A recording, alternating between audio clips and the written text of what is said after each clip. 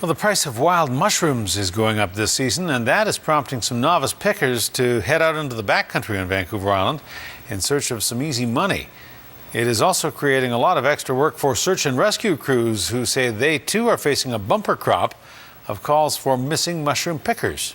CTV's Gord Kurbis has more. A search dog is released into an area west of the John Hart Dam near Campbell River. The canine is part of a search undertaken to locate a 66-year-old man missing since Wednesday night. Failed to meet up, last seen around 3 o'clock. The partner drove the road, made some noise, wasn't able to make contact, called the RCMP, search and rescue was activated.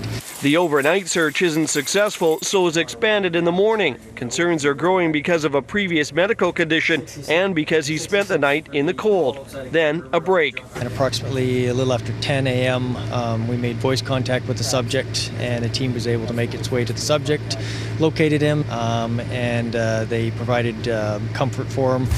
An inflatable boat is launched to pick up the senior, who's cold but uninjured.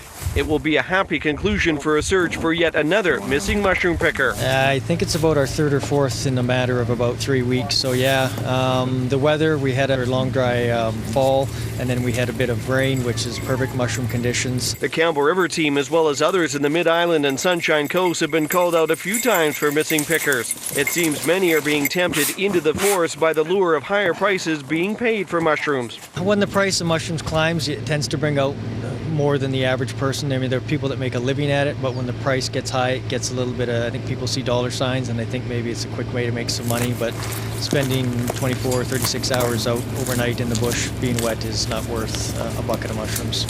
As the man is assisted towards an ambulance where paramedics will check him over, searchers are giving advice so others can avoid a similar predicament. Probably the best message is just to stay together. Of all the people we found, they've been separated, and it's usually just a matter of a couple of 100 meters, and that's all it takes.